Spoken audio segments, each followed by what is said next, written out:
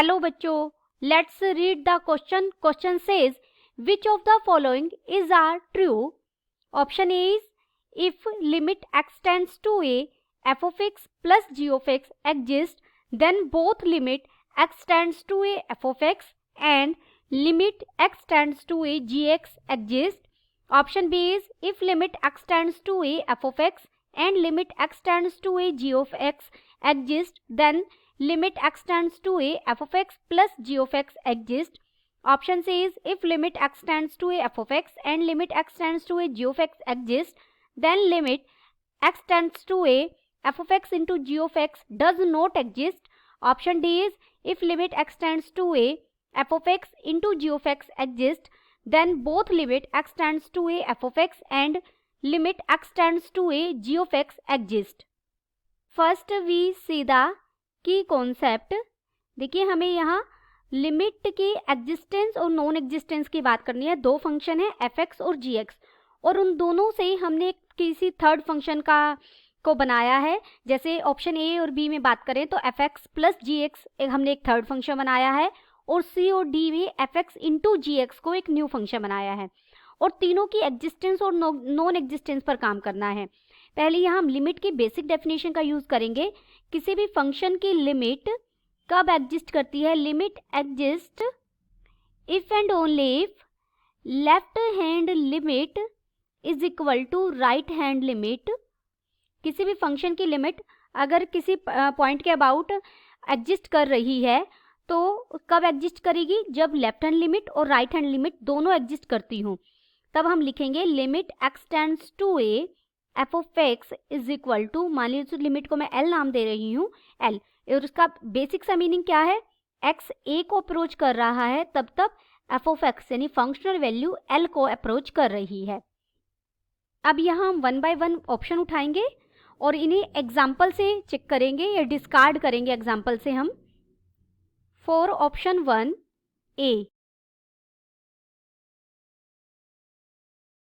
Late f of x को मैंने function let किया 1 बाय x और gx को लेट किया -1 by x at limit x tends to 0, a क्या लिया? 0, f of x plus g of x. तो ये क्या बन जाएगा? Limit x tends to 0, f of x क्या है? 1 बाय x. ये हो जाएगा -1 बाय x. ये क्या बन जाएगा? 0, यानी लिमिट x टेंड्स टू 0 और अंदर क्या बन गया है? 0. इस पर लगाएंगे तो ये क्या है? 0, यानी fx प्लस gx की लिमिट एग्जिस्ट कर रही है. Therefore limit x tends to 0 f of x plus g of x exist but neither limit x tends to 0 f of x nor limit x tends to 0 g of x exist. लेकिन fx और gx की limit 0 पर exist नहीं कर रही. कैसे exist नहीं कर रही? एज हम लेफ्ट हैंड लिमिट निकालेंगे f ऑफ x के लिए तो ये क्या हो जाएगा? देखिए limit x tends to 0 negative, left hand limit के लिए हम यही यूज करते हैं. f of x is equal to limit h tends to 0 और हम क्या रख देंगे? x की जगह 0 माइनस h. तो इसकी लिमिट क्या आ जाएगी? -∞.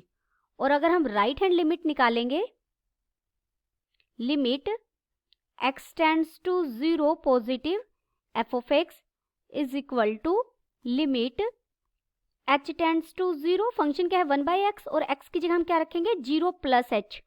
तो ये क्या देगा? इन्फिनिटी वैल्यू देगा. Left hand limit is not equal to right hand limit. Similar way से अगर आप g ऑफ x फंक्शन की लिमिट निकालेंगे तो वो भी हमारी एग्जिस्ट नहीं करती.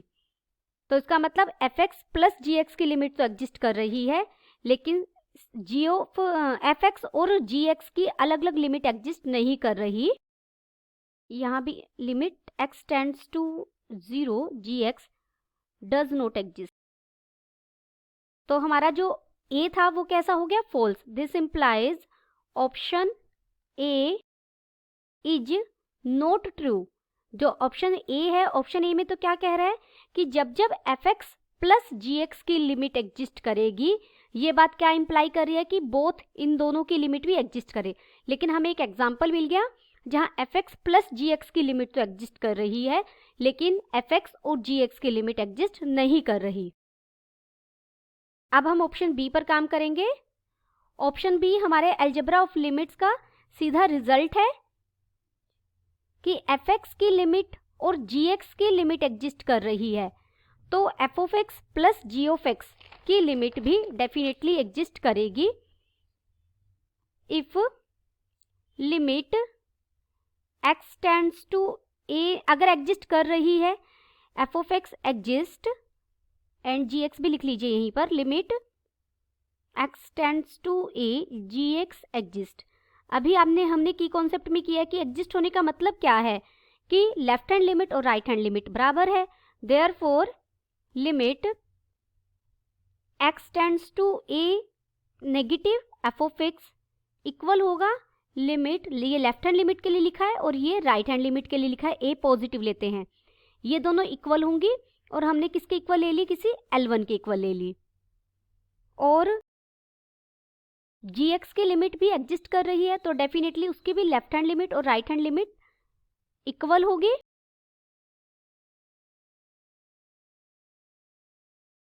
और वो हमने L2 ले ली। Then limit x tends to a negative, अगर हम इन्हें ऐड करेंगे तो ये F X plus G X बन जाएगा और ये इक्वल आ जाएगा limit x tends to a positive F X plus G X, यानी F X plus G x की भी लेफ्ट हैंड लिमिट और राइट हैंड लिमिट बराबर होगी और वो किसके इक्वल होगी, L1 प्लस L2 के। This implies limit x tends to a f of x plus ji of x exist. का मतलब ऑप्शन बी कैसा हो गया, हमारा ट्रू हो गया। This implies option B is true. अब हम ऑप्शन सी के लिए काम करेंगे। फॉर ऑप्शन सी देखिए, limit x tends to a f of x हमें दिया गया एग्जिस्ट कर रही है, तो वो मैंने L1 ली, एंड gx की लिमिट भी हमें दिया गया एग्जिस्ट कर रही है, तो limit x tends to a gx मैंने क्या लिया, L2 लिया। देन हमारे पास अलजेब्रा ऑफ लिमिट से डायरेक्ट रिजल्ट है, limit x tends to a f x into ji x की लिमिट क्या होगी, वो भी एग्जिस्ट करेगी और वो L1 इंटू L2 होगी। लेकिन क्वेश्चन में हमें क्या, स्टेटमेंट में हमें क्या कहा गया है सी पार्ट में कि डज नॉट एग्जिस्ट, लेकिन हमारी तो एग्जिस्ट कर रही है। जब एफ एक्स और जी एक्स की लिमिट एग्जिस्ट करेगी तो उनकी प्रोडक्ट से जो फंक्शन बनेगा उसकी भी लिमिट डेफिनेटली एग्जिस्ट करेगी। This implies option C is not true, क्योंकि ऑप्शन सी में दिया गया है कि डज नॉट एग्जिस्ट, जबकि हमारी तो एग्जिस्ट कर रही है। आप लिख सकते हो this implies limit x tends to a f x into ji x exist. अब हम ऑप्शन डी के लिए काम करेंगे। For option D, option D को भी हम एग्जाम्पल से डिस्कार्ड करेंगे। Let us take example. Example से हम किसी भी रिजल्ट को ट्रू नहीं कर सकते, लेकिन डिस्कार्ड कर सकते हैं, काट सकते हैं कि हमें एक एग्जाम्पल मिल गया। मान लीजिए मैंने एफ ऑफ एक्स को लिया mod of X minus A divided by X minus A, और जी एक्स को लिया X minus A divided by mod of X minus A. तो limit x tends to A F of X into ji X क्या हो जाएगा, जब आप दोनों की प्रोडक्ट करेंगे, limit x tends to a और ये 1 बन जाएगा, तो इसकी लिमिट क्या आ गई, 1। This implies limit x tends to a f x into ji x exist. यानी हमने एक ऐसा एग्जाम्पल लिया है जिसमें fx इंटू gx की लिमिट एग्जिस्ट कर रही है। अब हम देखते हैं क्या fx और gx की अलग अलग लिमिट एग्जिस्ट कर रही है। देखिए limit x tends to a f of x की लेफ्ट हैंड लिमिट के लिए मैं इसे x माइनस ले रही हूँ, लेफ्ट हैंड लिमिट चेक कर रहे हैं, तो ये बन जाएगी limit x tends to a negative और ये माइनस x माइनस a हो जाएगा divided by x minus a, तो ये क्या वैल्यू देगा -1, क्योंकि हमारा mode function mode of x minus a कैसे खुलता है, it takes value x minus a when x is greater than equal to a and it when it is x less than a it takes value minus x minus a। तो a के left के लिए minus x minus a value लेगा, और अगर हम इसकी right hand limit निकालें तो ये हो जाएगी limit x tends to a positive f of x, और ये बन जाएगा लिमिट x टेंड्स, आप a माइनस h और a प्लस h लिख कर भी कर सकते हैं, ये बन जाएगा x minus a divided by x minus a, it gives value 1। Left hand limit is not equal to right hand limit. This implies limit x tends to a f of x does not exist। Similarly अगर आप gx function लेकर करेंगे तो उसकी limit भी exist नहीं करेगी। Similarly we can prove that limit x tends to a gx does not exist।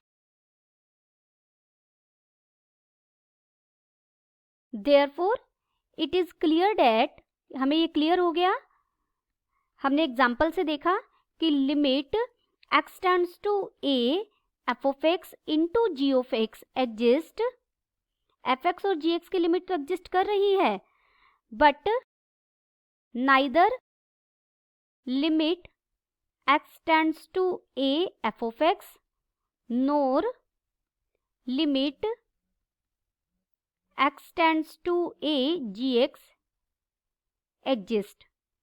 लेकिन इन दोनों में से किसी की लिमिट एग्जिस्ट नहीं कर रही। This implies option D is not true. और हमसे ट्रू पूछा था, हमारा ए भी रोंग आया है, सी भी और डी भी, हेंस फाइनली हमारा सिर्फ option B is the only